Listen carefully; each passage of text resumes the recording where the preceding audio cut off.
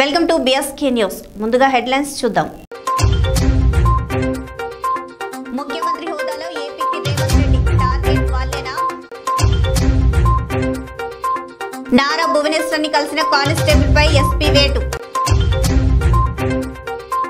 ప్రభాస్ కి తన లెవెల్ ఏంటో తెలియట్లేదు, పృథ్వీరాజ్ సుకుమారన్. ఈడీ కస్టడీలో ఎమ్మెల్సీ కవిత, ఆమె రోజువారీ దినచర్య ఇదే. ఏపీలో రాజకీయాలు ఆసక్తికరంగా మారుతున్నాయి. ఎన్నికల సమయం దగ్గర పడుతున్న కొద్దీ పరిణామాలు చాలా వేగంగా మారిపోతున్నాయి. ఈ నేపథ్యంలోనే తెలంగాణ సీఎం రేవంత్ రెడ్డి ఆంధ్రప్రదేశ్లో పర్యటించనున్నారు. ముఖ్యమంత్రిగా బాధ్యతలు చేపట్టిన తర్వాత రేవంత్ తొలిసారిగా ఏపీకి వెళ్తున్నారు. మార్చి 11న విశాఖపట్నం స్టీల్ ప్లాంట్ ప్రైవేటీకరణను నిరసిస్తూ ఏపీ కాంగ్రెస్ ఆందోళన కార్యక్రమాలు చేపట్టనుంది. అందులో భాగంగా విశాఖలో సభ ఏర్పాటు చేసింది. ఈ సభకు ముఖ్య అతిథిగా తెలంగాణ సీఎం రేవంత్ రెడ్డి హాజరు కానున్నారు. టీడీపీ అధినేత చంద్రబాబు సతీమణి నారా భువనేశ్వర్ని కలిసిన కానిస్టేబుల్ సాకిరి రాజశేఖర్ ను సస్పెండ్ చేస్తూ తిరుపతి ఎస్పీ కృష్ణకాంత్ పటేల్ ఉత్తర్వులు జారీ చేశారు.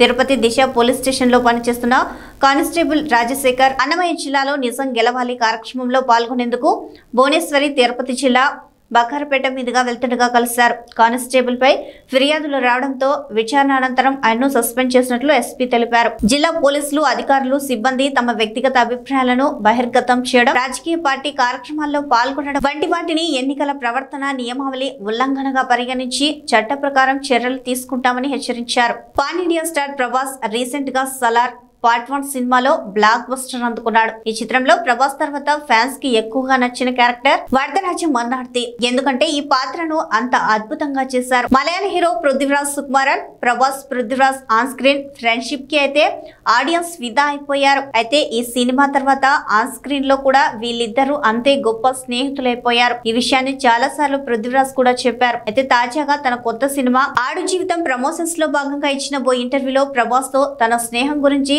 ఇంట్రెస్టింగ్ కామెంట్ చేశారు పృథ్వీరాజ్. ఢిల్లీ లిక్కర్ స్కామ్ కేసులో BRS MLC Kalvakuntla Kavitha arrest అయిన విషయం తెలిసిందే. ఆమెకు ఢిల్లీ రౌస్ అవెన్యూ కోర్టు 7 రోజుల కస్టడీ విధించగా ప్రస్తుతం ఆమె ఈడీ కస్టడీలో ఉన్నారు. భగవద్గీత పుస్తక పఠనం, భగవన్నామ స్మరణతో కవిత దినచర్యను కొనసాగిస్తున్నారు.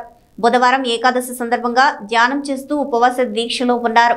ఆమె కోరిక మేరకు ఈడీ అధికారులు పలు రకాల పనులను కవితకు అందించారు. జనసేన అభ్యర్థి కొణతాల రామకృష్ణ ఎన్నికల నియమావళికి విరుద్ధంగా సచివాలయ ఉద్యోగులు ప్రవర్తించవద్దని కొణతాల రామకృష్ణ హితవు పలికారు. కొందరు సచివాలయ ఉద్యోగులు అత్యుత్సాహం చూపిస్తూ అధికార పార్టీకి ప్రచారం చేస్తున్నారని, వీటికి సంబంధించి ఈసీకి ఫిర్యాదు చేస్తామని హెచ్చరించారు. భవిష్యత్తులో జరగబోయే పరిణామాలకు తమకు బాధ్యత ఉండబోదని శృతి మెత్తగా చెప్పారు. మేమందరూ కూడా చెప్పడం జరిగింది.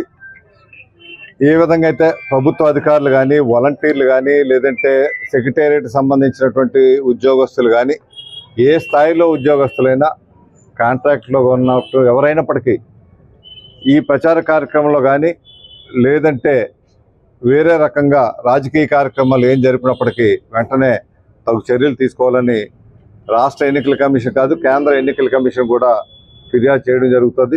ఈసరికే ఎన్నికల కమిషన్ నిన్న ఒక వాలంటీర్ను ఒకరినో వారి మీద చర్యలు కూడా తీసుకోవడం జరిగింది. మేమైతే ఎక్కడైతే ఉన్నారో వాళ్ళు వెంటనే ఫోటోలు తీసుకొని డైరెక్ట్గా ఎన్నికల కమిషన్కి రిపోర్ట్ చేసే విధంగా వాళ్ళకి టోల్ ఫ్రీ నెంబర్ కూడా ఉంది సెంట్రల్ ఎన్నికల కమిషన్కి. అదేవిధంగా రాష్ట్ర ఎన్నికలు పెట్టి తగు చర్యలు తీసుకోవడం జరుగుతుంది. వాళ్ళకు కూడా మా అప్పీల్ ఏంటంటే, దయచేసి ఇటువంటి కార్యక్రమంలో మీరు పాల్గొంటే భవిష్యత్తులో జరిగే కార్యక్రమాలకి మరి ఎవరిది బాధ్యులు కాదు. దయచేసి వాటికి దూరంగా ఉండాల్సిందే కోరుతున్నాం. అనకాపల్లి మాజీ మున్సిపల్ కౌన్సిలర్ కాంగ్రెస్ నేత దివంగత కడిమిశెట్టి రామ్జీ ఇంటి నుండి జనసేన అభ్యర్థి కొణతాల రామకృష్ణ ఎన్నికల ప్రచారం ప్రారంభించారు. గతంలో ఇద్దరు కాంగ్రెస్ పార్టీలో కలిసి పనిచేయడం జరిగింది. కాంగ్రెస్ లో మంత్రిగా పనిచేసినప్పుడు దివంగత కడిమిశెట్టి రామ్జీ భార్య మహాలక్ష్మి మున్సిపల్ చైర్పర్సన్ గా పనిచేశారు. కడిమిశెట్టి రామ్జీ వైసీ సామాజిక వర్గానికి చెందిన వ్యక్తి కావడంతో సెంటిమెంట్ గా కొణతాల రామకృష్ణ ఎన్నికల ప్రచారం ప్రారంభించారు. కడిమిశెట్టి రామ్జీ భార్య ఆమె కుమారుని కలిసి జనసేనకు ఓటు వేయాల్సిందిగా కోరారు. కడిమిశెట్టి రామ్జీ ఆది నుండి కాంగ్రెస్ లోనే కొనసాగారు. రాష్ట్రంలో జరిగిన పరిణామాల తర్వాత వైఎస్ఆర్సీపీ పార్టీ ఆవిర్భవించినప్పటికీ కొణతాల రామకృష్ణ పార్టీ మారి వైసీపీకి వెళ్లారు. కడిమిశెట్టి రామ్జీ మాత్రం చివరి వరకు కాంగ్రెస్ లోనే కొనసాగారు.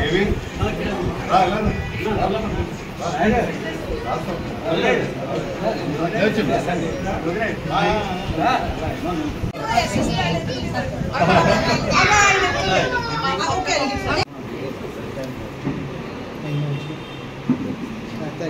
నంద్యాల వరదరాజరెడ్డిని ప్రశ్నించిన ఎన్నికల ఫ్లయింగ్ స్క్వాడ్ అధికారి హైమావతి. ప్రొద్దుటూరు మున్సిపాలిటీ పరిధిలోని 22వ ward councillor YS Mohammed Ghouse స్వగృహంలో జరుగుతున్న సమావేశానికి అనుమతి ఉందా అని ప్రొద్దుటూరు టీడీపీ ఎమ్మెల్యే అభ్యర్థి నంద్యాల వరదరాజరెడ్డిని ప్రశ్నించిన ఎన్నికల ఫ్లయింగ్ స్క్వాడ్ అధికారి హైమావతి. తాము పబ్లిక్ ప్లేస్ లో సమావేశం ఏర్పాటు చేయలేదని, మా స్వగృహంలో ఏర్పాటు చేసుకున్న సమావేశానికి పర్మిషన్ ఎందుకు తీసుకోవాలని ప్రశ్నించిన టీడీపీ ఎమ్మెల్యే అభ్యర్థి నంద్యాల వరదరాజరెడ్డి.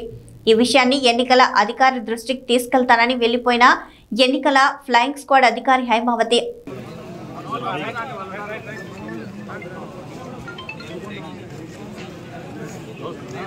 నమస్కారం మీడియా మిత్రులకి అందరికీ నమస్కారం.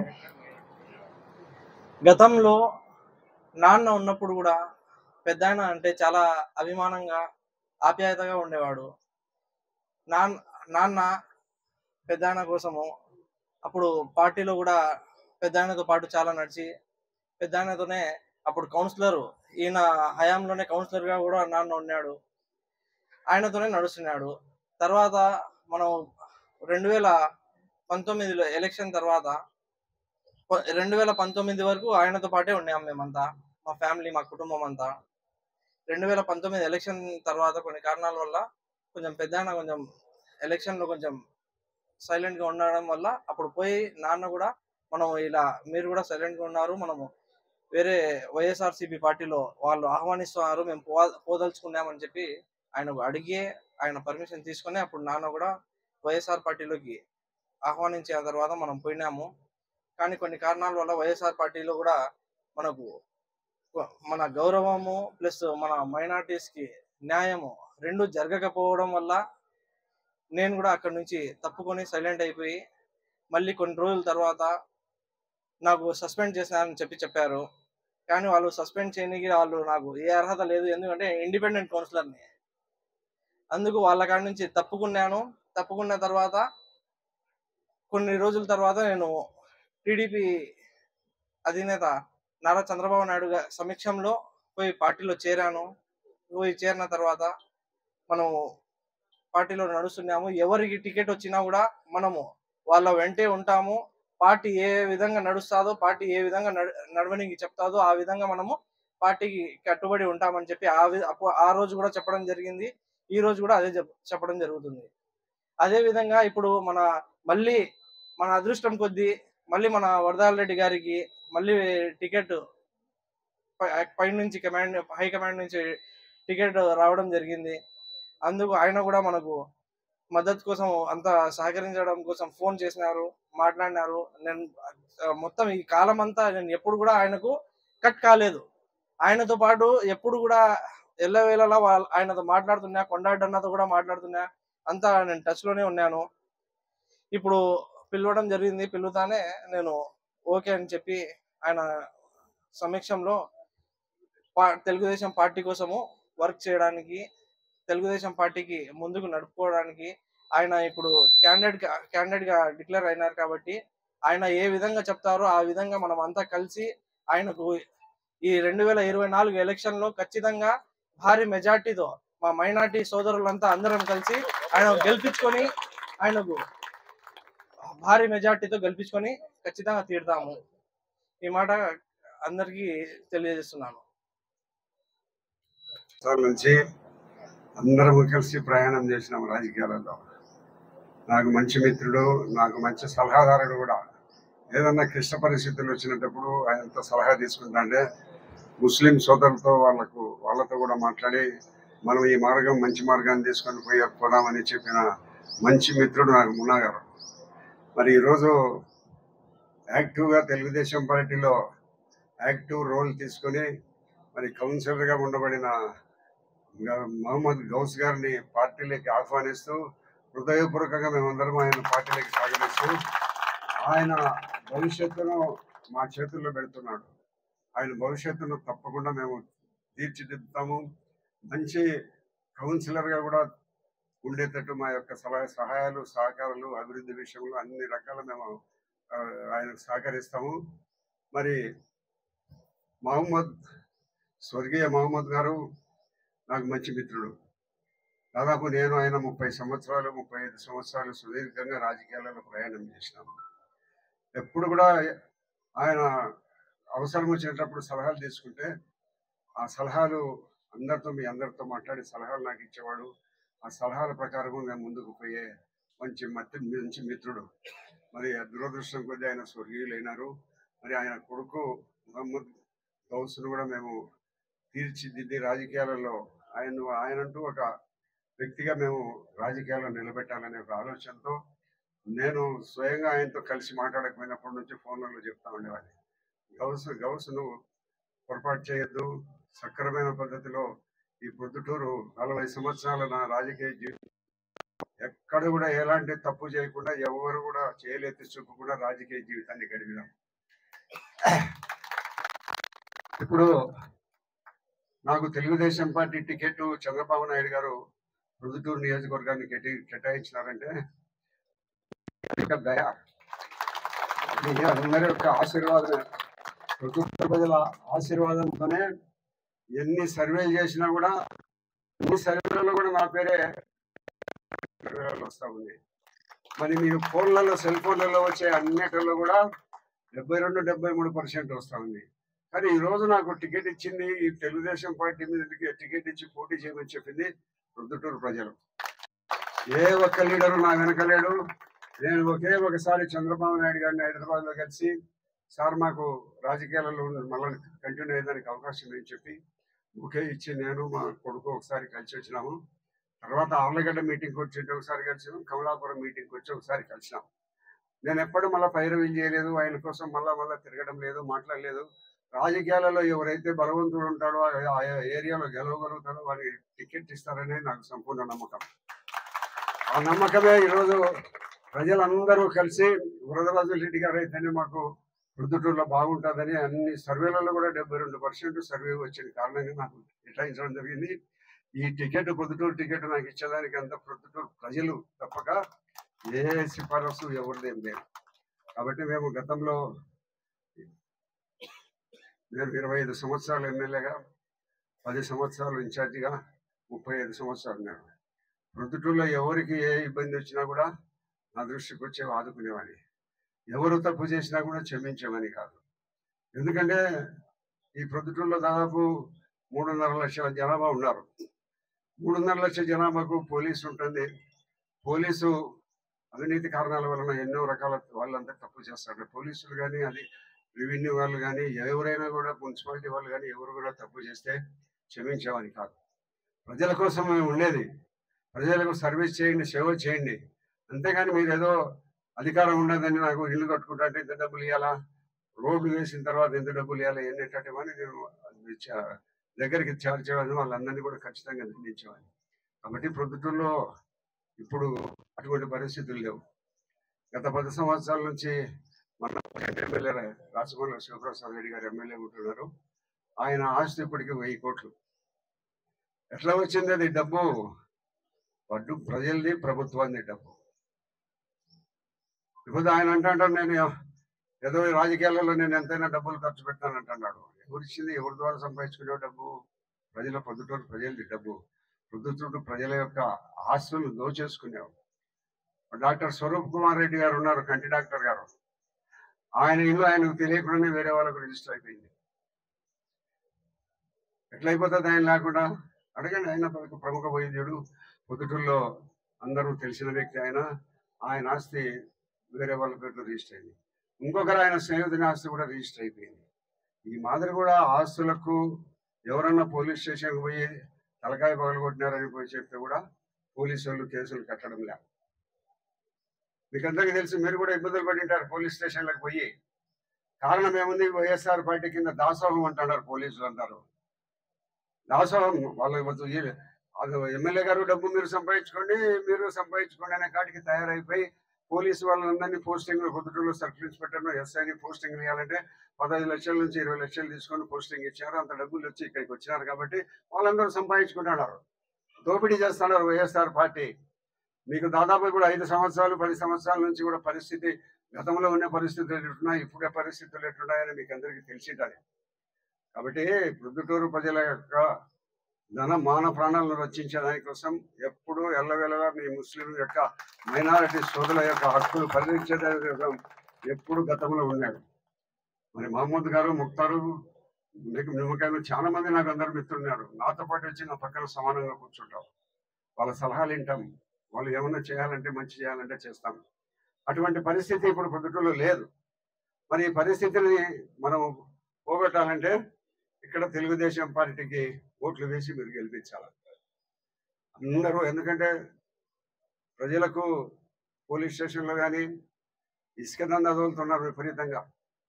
మనం ఇల్లు కట్టుకోవాలంటే గతంలో 1500కు 1400కు ఇసుక వచ్చేది. మీరు ఎవరైనా ఇల్లు కట్టుకునే వాళ్ళు ఉండింటే దాదాపు 4000 3500 ట్రాక్టర్ ఇసుక కొని ఇల్లు కట్టుకుంటారు. మా పర్మిషన్ లేదు, మా ఓన్ సైట్ కదమ్మా, మా సొంత దాంట్లో పెట్టుకుంటున్నాము. మా గతంలో ఎప్పుడు నేను చాలా కాలము రాజకీయాల్లో ఉన్నాను. మా సొంత స్థలంలో పెట్టుకునేదానికి ఎప్పుడు పర్మిషన్లు అవసరం లేదమ్మా. పబ్లిక్ ప్లేస్లో పెడితేనే అవసరం. మా ఇళ్ళ ఇది మా ఇంట్లో దానికి కూడా మాకు పర్మిషన్ అంటే ఏంది కోడ్ మేడం కోడ్ ఉన్నా కూడా మా సొంత దాంట్లో పెట్టుకుంటే కోడ్ వర్తించదమ్మా. ఏమన్నా గవర్నమెంట్ సైట్లోనో పబ్లిక్ సైట్లో పెడితేనే కోడ్ వర్తిస్తుంది. మా సొంత సైట్లలో పెట్టుకుంటున్నాం మేము. దానికి మిమ్మల్ని అడగాలంటే మేము ఇళ్లలో కూడా మేము ఉండాలంటే కూడా మిమ్మల్ని అడగాలనా? గ్యాదర్ అయినా మీకు పబ్లిక్ న్యూసెన్స్ ఏం లేదు, ప్రైవేట్ స్థలం ఇది. చెప్పండి అమ్మా, మా ఇళ్లలో సొంత స్థలాల్లో పెట్టుకునే దానికి కోడ్ ఎప్పుడు లేదు. నేను 30 ఇదంతా వాళ్ళందరూ కలిసి ఇక్కడ పెట్టుకున్నారు. ఏదో ఇట్లా అవసరాల కోసం ఉంటుందని కూడా ఖాళీ సైట్ పెట్టుకున్నాడు. ఇట్లా మేము పెట్టుకుంటాను అమ్మా, మీరేం దీనికి కోడ్ వర్తించదు. మేడం మీ నేమ్మా? హైమావతి. అవును మా మీతో నాకు పరిచయం ఉంది. కాబట్టి ఇది మా తెలిసి ఓన్ సైట్లో మేము మొత్తం పెట్టుకున్నాం కాబట్టి కోడ్ వర్తించదు. పబ్లిక్ ఎక్కడైనా పెట్టుకుంటేనే కానీ రోడ్లలో ఊరేగింపుపోతే కానీ మేము పర్మిషన్ తీసుకుంటాం. తెలియజేయండి అమ్మా. కూర్చోండి, మన వాళ్ళందరూ కూర్చోండి అమ్మా. మన దుర్మార్గపు పరిపాలన పోవాలంటే మనమందరము తెలుగుదేశం పార్టీకి, చంద్రబాబు నాయుడు గారికి ఓట్లు వేసి మన ప్రొద్దుటూరులో తెలుగుదేశం పార్టీ అభ్యర్థిని గెలిపించి మనము రాష్ట్రంలో ప్రభుత్వం ఏర్పడడానికి మనం అందరము కృషి చేయాల్సిందిగా కోరుకుంటూ, భవిష్యత్తులో మీ అందరి సమక్షంలో నేను మాటిస్తున్నాను. మహమ్మద్ గౌస్ గారిని ఎప్పుడు కూడా ఆయనకు ఎలాంటి ఇబ్బంది వచ్చినా, ఆయన సమస్యలు ఏమన్నా ఆయన వెంట ఉండి వెన్నంటి మేము ఆదుకుంటాం. అందరికీ నమస్కారం. రాబోయే ఎన్నికల్లో క్రైస్తవులు ఓట్లు అమ్ముకుంటున్నారని దుష్ప్రచారాన్ని అడ్డుకుంటామని క్రిస్టియన్ జేఏసీ అధ్యక్షులు రాజాజీ పేర్కొన్నారు. గురువారం కాకినాడ క్రిస్టియన్ జేఏసీ కార్యాలయంలో జరిగిన విలేకరుల సమావేశంలో ఆయన మాట్లాడారు. క్రైస్తవులు వేరు, రాజకీయాలు వేరని ఆయన పేర్కొన్నారు. ఎన్నికలలో క్రైస్తవులు పాస్టర్స్ ను రాజకీయ నాయకులు కలవడం సర్వసాధారణమని అన్నారు. అంతేకాని రాజకీయ నాయకులు కలిసినంత మాత్రాన ఓట్లు అమ్ముకునే పరిస్థితి లేదని అన్నారు. రాబోయే ఎన్నికల్లో వారికి నచ్చిన వారికి ఓట్లు వేసుకునే స్వేచ్ఛ ఉందని అన్నారు. ఈ కార్యక్రమంలో లూథరన్ చర్చ్ అధ్యక్షులు ఇస్కపట్ల ఇజ్రాయెల్, సెక్రటరీ పెనుమల్ల ఏసేపు, జేఏసీ గౌరవ అధ్యక్షులు నేహయ్య, జేఏసీ కాకినాడ అధ్యక్షులు Yesubabu, Kakinada secretary Kiran, Kakinada treasurer K Shyamal, JAC జిల్లా సెక్రటరీ మణికుమార్ తదితరులు పాల్గొన్నారు. సర్వసాధారణం అయితే దయించి పాస్టర్ గారులు కానివ్వండి, లేకపోతే రాజకీయ నాయకులు కానివ్వండి, గమనించాల్సింది ఏంటంటే క్రైస్తవ మతం ఏ పార్టీకి కొమ్ము కాసే మతం కాదు. మతం వేరు, రాజకీయాలు వేరు. కాబట్టి దయచేసి విజ్ఞులు చాలా జాగ్రత్తగా గమనించాలి. తర్వాత క్రైస్తవులు ఓట్లు అమ్ముకుంటున్నారు అనే వస్తున్నటువంటి దుష్ప్రచారాన్ని ఈరోజు జేఏసీ ఖండిస్తూ ఉంది. క్రైస్తవులమైన మేము దేశ సమగ్ర అభివృద్ధికి ఎప్పుడు కట్టుబడి ఉంటాం. అలాగే మా ఓటుని ఎట్టి పరిస్థితుల్లో ఏ పార్టీ కూడా కొనగలిగిన సత్తా ఏ పార్టీకి లేదు. అమ్ముకునే దుస్థితి కూడా క్రైస్తవ్యానికి లేదని ఈ సందర్భంగా మరోసారి జేఏసీ తరపు నుంచి స్పష్టం చేస్తూ ఉన్నాను. పాస్టర్ గారులని రాజకీయ నాయకులు కలవడం సర్వసాధారణం. అయితే పాస్టర్ గారు రాజకీయానికి వ్యతిరేకం కాదు, కానీ ఏ రాజకీయ పార్టీలు కూడా ఏ పాస్టర్ గారు కూడా కొమ్ము కాయరు అనే విషయాన్ని ఈ సందర్భంగా మీ అందరికి కూడా తెలియజేస్తున్నాను. నమస్కారం. Thank you.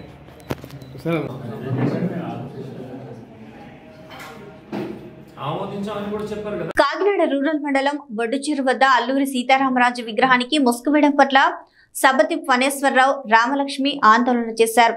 అల్లూరి ఏ పార్టీకి చెందిన వ్యక్తి కాదని, తనగా స్వాతంత్రోద్యమకారుడని అన్నారు. అధికారుల చర్య ఆ వీరుణ్ణి అవమానించడమేనని అన్నారు. ఎన్నికల కోడ్ నిమిత్తం స్వతంత్ర సమరయోధుడు అల్లూరి సీతారామరాజు విగ్రహానికి అధికారులు ముసుగు వేయడం జరిగిందని సబతి ఫణేశ్వరరావు, రామలక్ష్మి పేర్కొన్నారు. అల్లూరి సీతారామరాజు విగ్రహానికి ఎన్నికల కోడ్ అమలులో ఉందని, విగ్రహానికి ముసుగు వేయడం జరిగింది అని అన్నారు. తక్షణమే ముసుగును తొలగించాలని డిమాండ్ చేశారు. ఈ కార్యక్రమంలో నూకరాజు తదితరులు పాల్గొన్నారు.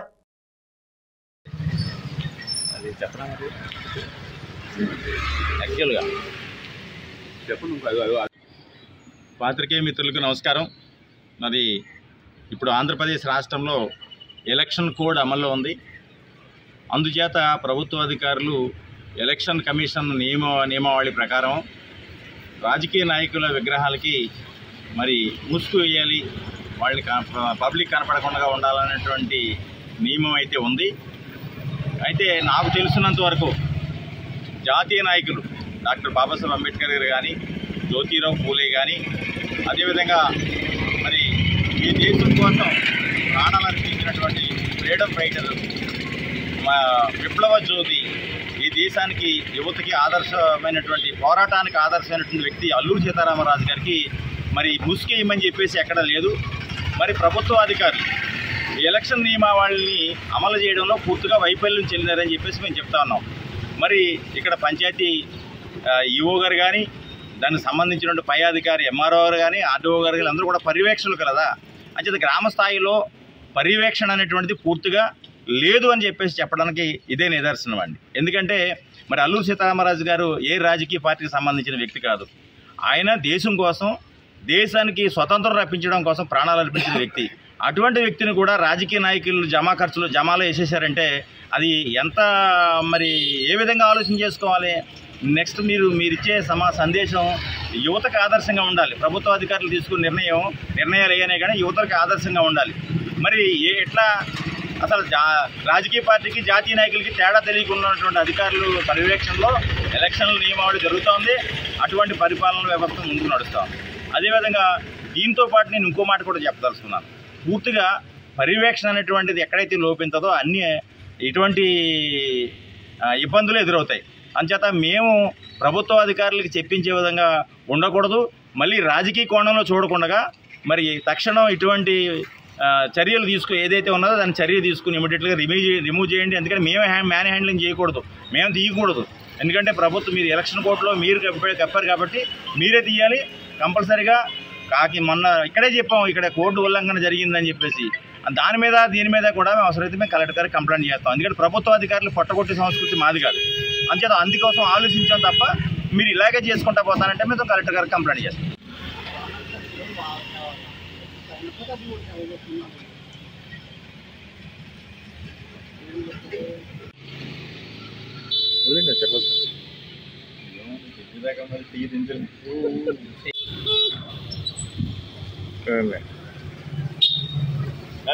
గాంధీనగర్ అంజయ్య కాలనీ 82వ వార్డ్ తెలుగుదేశం, జనసేన, బీజేపీ ఉమ్మడి అభ్యర్థి కొనతాల రామకృష్ణను గెలిపించాలని ప్రార్థిస్తూ ఇంటింటా ప్రచారం కార్యక్రమం జరిగింది.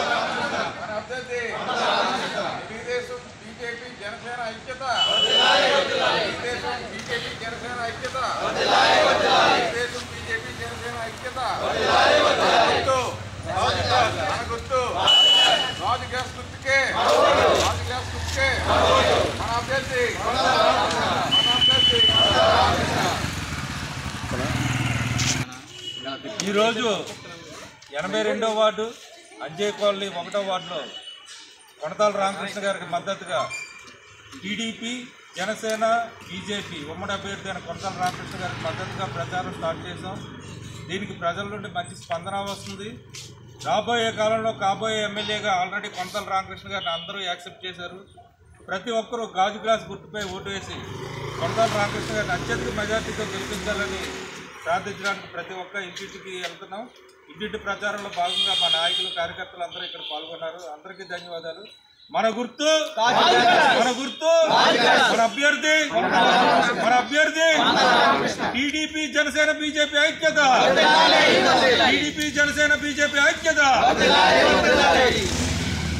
దేశంలోనే కల్తీ సారా మద్యం అమ్ముతున్న ఏకైక ముఖ్యమంత్రి జగన్మోహన్ రెడ్డి మాత్రమే. మాజీ శాసనసభ్యులు నియోజకవర్గ టీడీపీ ఇన్ఛార్జ్ పీలా గోవింద సత్యనారాయణ కసింకోట మండలం Tallapalem TDP Janasena BJP party శ్రేణుల ఆత్మీయ సమావేశం. రాష్ట్రంలోని జగన్ రెడ్డి చేస్తున్న అరాచక పాలన అంతం చేయడానికి యువత నడుం బిగించాలి. 30 రోజులలో రాష్ట్రానికి పట్టిన రావణాసుర పాలన అంతం ఖాయం.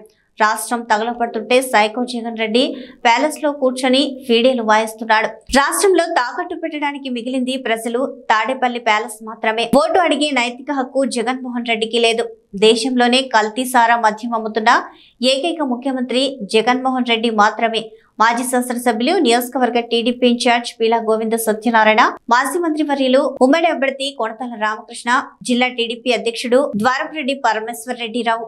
ఈ కార్యక్రమంలో పార్టీ నాయకులు కాయల మురళి, పొన్నగంటి అప్పారావు, ఉగ్గిన రమణమూర్తి, గొంతిన శ్రీనివాసరావు, నిమ్మదల సన్యాసి నాయుడు, కర్రి సత్యనారాయణ, సర్పంచ్ గల్లారాజు, పావాడ కామరాజు, కర్రి గోవింద్, పెంటకోట రాము, సిద్దిరెడ్డి శ్రీనివాసరావు, కర్రి లోవరాజు, ఉల్లింగల రమేష్, షేక్ బాబర్, నిడదవోలు నియోజకవర్గం పెరవలి మండలం కానూరు, నడుపల్లి, కానూరు అగ్రహారం మరియు ఉస్సూర్మల్లి గ్రామాల్లో టీడీపీ జనసేన బీజేపీ ఐక్యవేదిక సమావేశాలలో టీడీపీ మాజీ శాసనసభ్యులు బూరుగుపల్లి శేషారావు, నిడదవోలు నియోజకవర్గం Janasena in charge Bhogapalli Prasad, TDP Janasena BJP ఉమ్మడి అభ్యర్థి కందుల దుర్గేష్ నాయకులు కార్యకర్తలతో మాట్లాడడం జరిగింది. ఈ సమావేశంలో నియోజకవర్గం జనసేన బీసీ నాయకులు వీరస్వామి, పెరవలి మండలం టీడీపీ అధ్యక్షులు అతికల శ్రీను, జనసేన మండల అధ్యక్షుడు పిప్పర రవి మరియు ఆయా గ్రామాల నాయకులు కార్యకర్తలు పాల్గొన్నారు.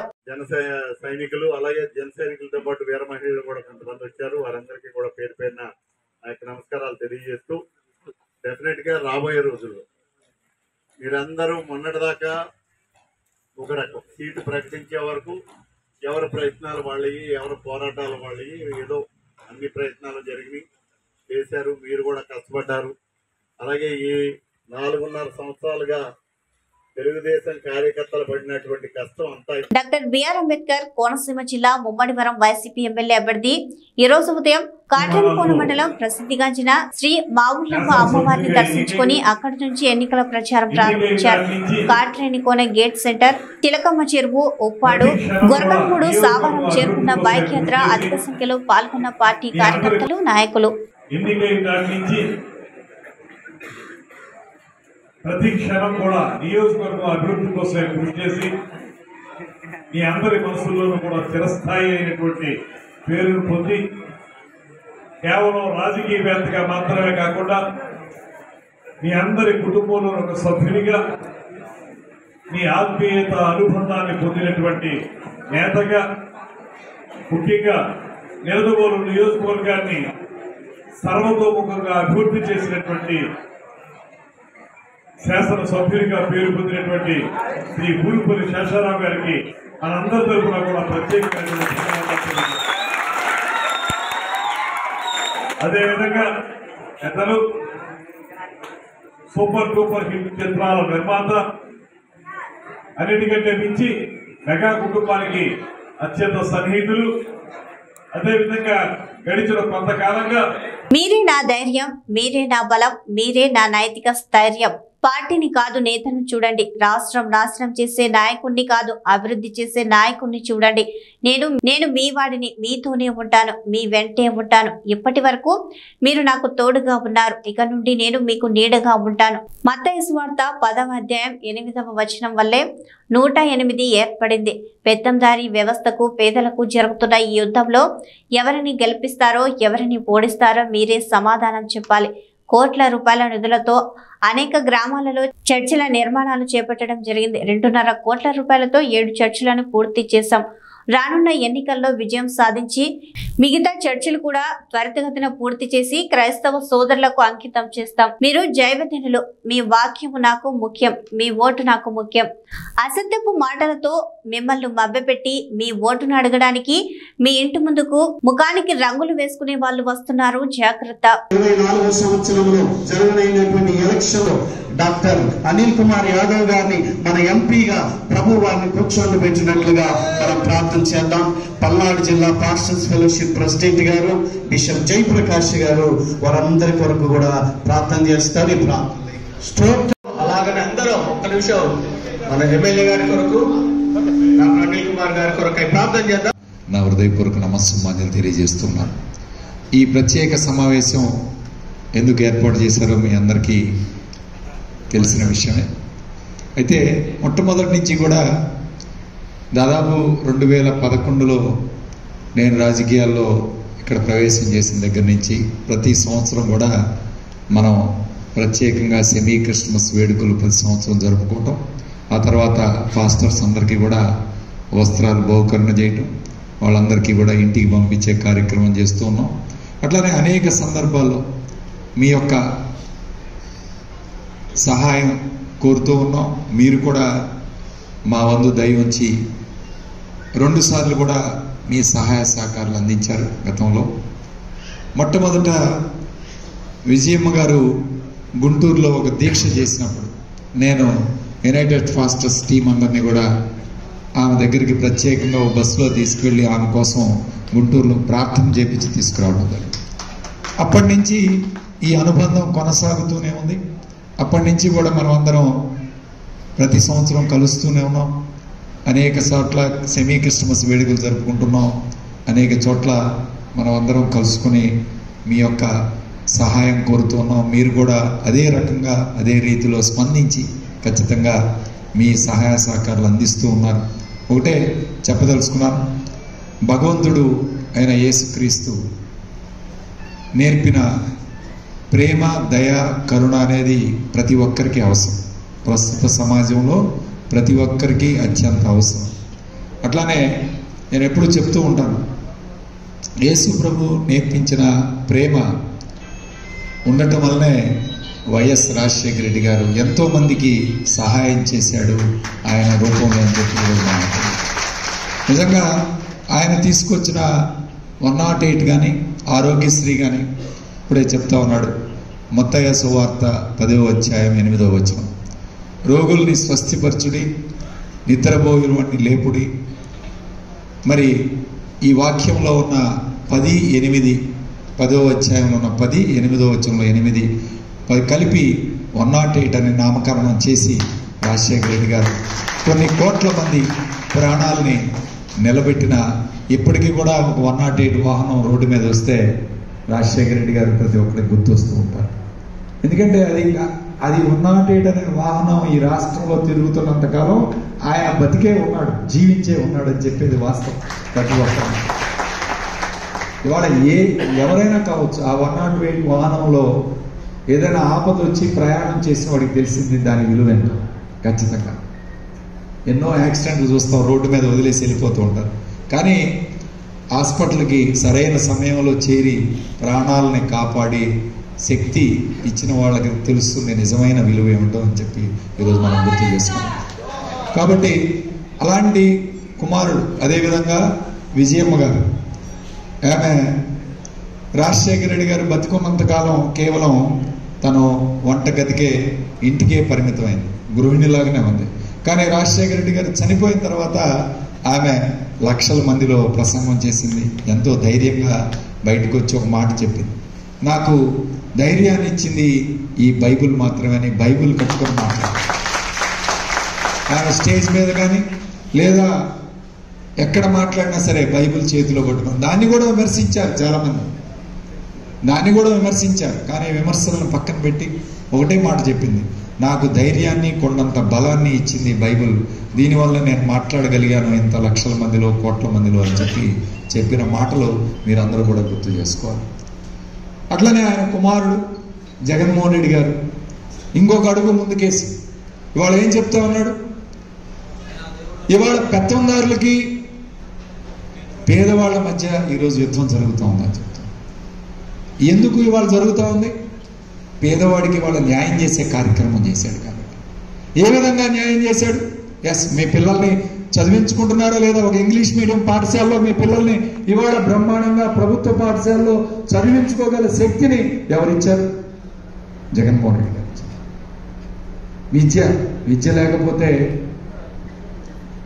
ఎవరు కూడా పనికిరారు.